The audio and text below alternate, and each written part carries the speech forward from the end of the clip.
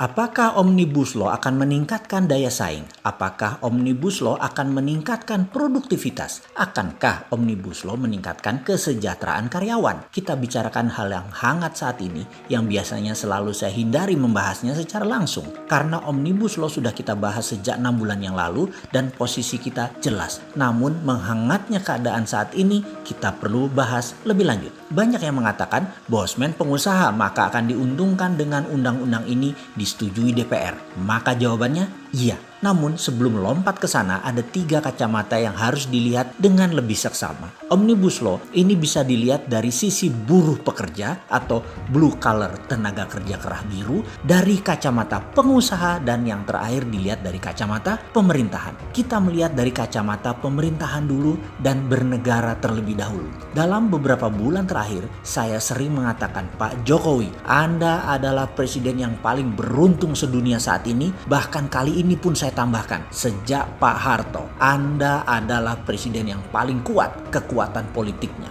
Hal ini sejak 6 bulan yang lalu dalam video yang kita buat, kita sudah katakan. Jika Omnibus Law disetujui, hal ini menunjukkan satu hal. Pemerintah sekarang di atas DPR. Dan ini mengembalikan fungsi bentuk negara Indonesia presidensial. Ini keren. Kekuatannya di presiden, bukan di parlementer, di mana DPR yang kuat, yang mengatur. Dan siapapun yang jadi presiden pilihan rakyat, kekuatan mengendalikan seperti saat ini adalah kekuatan otoritas impian yang banyak orang impikan dan Bapak capai. Sebenarnya lagi undang-undang Omnibus Law ini membuktikan hal itu jika disetujui DPR. Jadi beberapa bulan yang lalu kita mengatakan akan heran kalau DPR menyetujui karena ini simbol surrender, simbol mengalahnya DPR pada pemerintah. Dan alhamdulillah DPR akhirnya menyerah. Omnibus Law ditandatangani. Buktinya apa kita ngomong begitu? Dalam undang-undang tersebut untuk melaksanakan pasal ada kata kunci dalam tanda petik.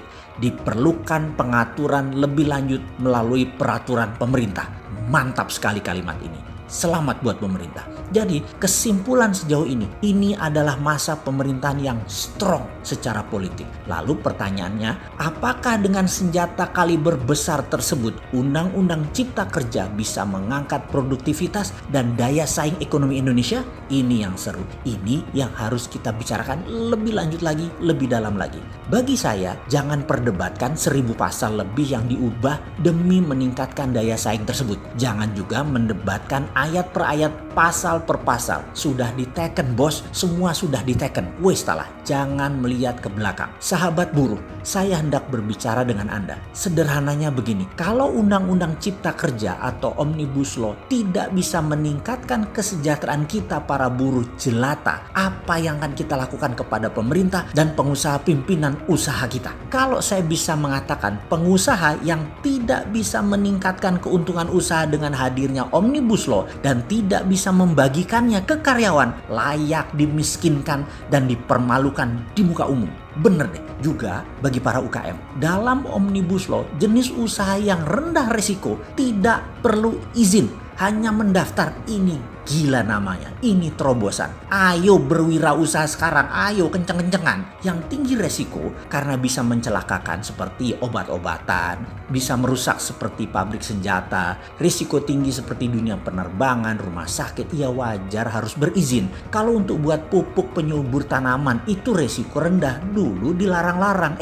Kalau sekarang dilarang, dihalangi, tuntut balik pakai Omnibus Law ini. Inilah masa gila-gilaan membangun UKM dan lapangan kerja baru pasti tercipta. Sahabat buruh, Anda tidak harus bekerja di pabrik yang besar selamanya toh. Mau kan Anda bekerja di UKM yang pegawainya di bawah 10 orang? Apa kalian harus kerja di pabrik yang ribuan karyawannya baru semangat? Kalau bisa pabriknya banyak ceweknya biar mata bisa lirak-lirik gitu.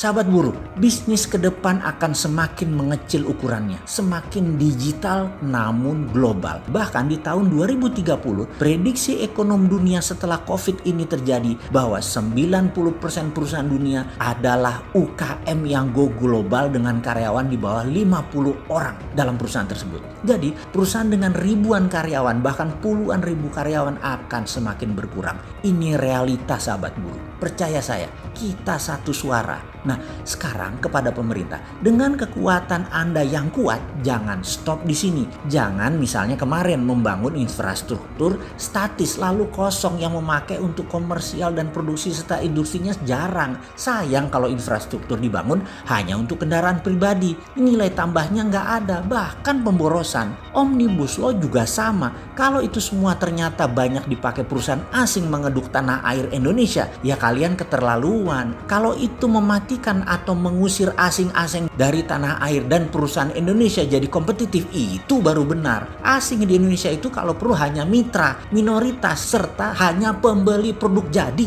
Bisakah Omnibus Law dipakai seperti impian kita tadi? Bisakah perusahaan asing di Sulawesi Tenggara tidak ada buruh asingnya? Bisakah kehadiran asing dan asing hanyalah sebagai buyer? Kalau hal itu terjadi, buruh sejahtera, pengusaha Indonesia sejahtera, negara sejahtera. Pasti, sahabat buruh, maafkan informasi saya kali ini agak beda marah kita. Bener deh, kita kasih kesempatan Omnibus Law ini setahun bagaimana? Kalau kita tidak sejahtera juga, siapa yang tidak amanah atas kepercayaan yang kita berikan ini?